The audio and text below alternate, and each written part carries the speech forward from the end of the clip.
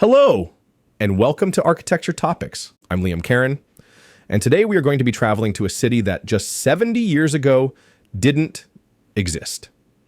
Today we are going to be visiting Brasília. There is so much we could talk about when it comes to Brasília, and I'm sure we'll come back to it over time. But today we are going to be talking about its cathedral, a radical house of worship designed by Oscar Niemeyer, rising from the floor like a crown, or a pair of open hands reaching for the sky. And today, for a change, I'm not going to ask you to follow architecture topics. Instead, I want to invite you to become a part of it.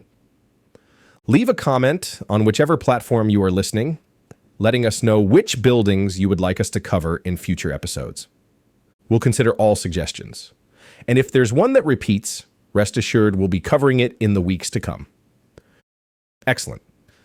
Now let's step back into the 1950s and into a nation determined to show the world that it was ready to soar. In the 1950s, Brazil was a country on the brink of change and deeply divided. The wealth and the power were concentrated along the coast.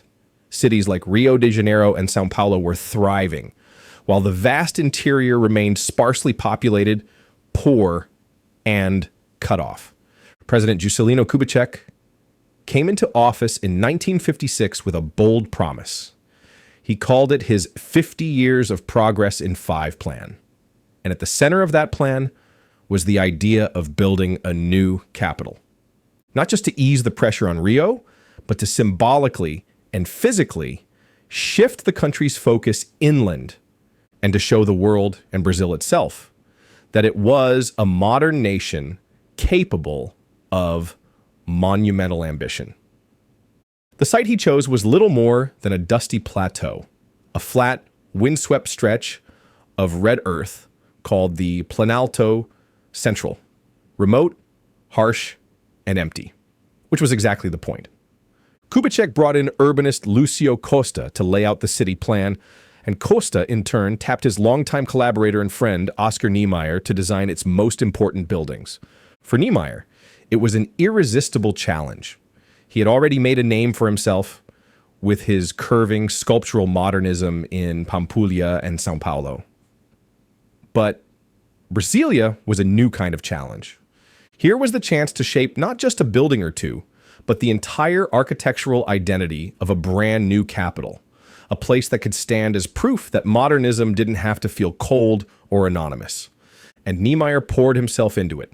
He designed ministries, palaces, plazas, monuments, each one with its own striking form. But one commission carried particular weight: the cathedral. In a country as deeply Catholic as Brazil, it couldn't just be another modernist experiment. It had to resonate on a spiritual level. It had to make people believe. So Niemeyer turned inward, sketching not what tradition demanded, but what faith, to him, truly looked like in concrete and light. Niemeyer had grown up in a Catholic country, but never considered himself particularly religious. He was more at home with politics, poetry, and the sensuality of Brazilian life than with doctrine. But even then, he understood this building could not be a cold monument to modernity. It had to transcend brick and mortar. It had to feel like worship, even to those who didn't believe. He started sketching quick, fluid lines on tracing paper, and one thing became quickly obvious. This church was not going to look anything like a church, not in the traditional sense of the word at least. No heavy stone walls, no steeple, no dark interior. To Niemeyer, faith was about openness, about light, about lifting one's eyes upward. He chose a circular floor plan rather than the traditional cross, because a circle spoke of unity and equality, eternity and light, a form that embraced everyone who entered, no matter where they stood. He imagined a circle of slender columns surrounding this floor plan, each one rising and bending gracefully toward its neighbors, forming a crown that seemed to hover over the earth. It was an audacious concept, almost sculptural. It felt more like a pavilion than a cathedral. But Niemeyer wasn't interested in appeasing the Vatican or the critics. He was designing for the people who would walk into it. For the farmer's daughter seeing a capital city for the first time. For the old woman climbing the stairs on Sunday morning. For the child craning his neck up at the glass and asking if this was what heaven looked like. When he unveiled his drawings to Kubitschek and his team in 1958, there was a moment of silence. Yes. But then, almost immediately, approval. After all, Kubitschek had always trusted Niemeyer's instincts. And just like that, the most daring cathedral of the 20th century was set in motion. Construction began soon after the drawings were approved. On paper, the concept was poetic. In practice, it was a formidable engineering challenge. Those 16 curving concrete columns, each weighing 90 tons and leaning inward at a daring angle, like the ribs of some giant modernist skeleton, meeting perfectly at the crown, allowed no margin for error. To solve this, Niemeyer turned to his trusted structural engineer, Joaquim Cardozo. Cardozo was a quiet genius, and he brought Niemeyer's sketches into the realm of reality. Together, they refined the proportions, calculated the stresses, and planned the sequence of construction so that each column could hold its share of the delicate balance. Workers labored under the scorching Brasília sun, pouring and curing the concrete on site. One by one, the columns rose from the red earth like giant white blades. By 1960, just 2 years after approval, the cathedral's striking hyperboloid shell was complete, just in time for Brasília's official inauguration as the new capital. But the building was far from finished. For years after, the cathedral stood as an empty shell. No stained glass, no altar, no interior finishes. Just 16 columns against the sky, open to the elements. People joked that it looked like an upside-down table, while others compared it to a crown of thorns. But Niemeyer paid little attention to the critics. For him, the form was right, and so the rest would follow. It would take another decade before the interior was completed. But why? The answer lay in politics. By the time Brasília was inaugurated in 1960, Kubitschek's term was ending, and the country was already feeling the strain of his ambitious building spree. Budgets were tight, and his successors were far less interested in finishing the work he'd begun. And to top that, in 1964, a military coup swept through Brazil. The new regime saw Brasília as a symbol of the old populist politics they wanted to erase. And Niemeyer himself, a lifelong communist and outspoken critic of the military, was persona non grata. Before long, Niemeyer himself would end up leaving Brazil to live in exile in Paris. But his cathedral stood as a quiet act of faith in the people he'd left behind. The building obviously became a victim of that shift. Funds dried up, priorities changed, and for a decade, the structure stood unfinished. Only in the late 1960s did work quietly resume when Marianne Peretti was commissioned to design the stained glass. Her glasswork transformed the structure by filling the space between the giant columns. It became the building's facade.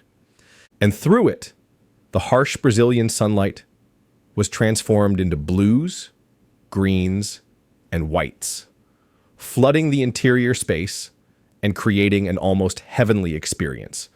3 delicate angel sculptures were suspended from the ceiling, appearing to float in midair.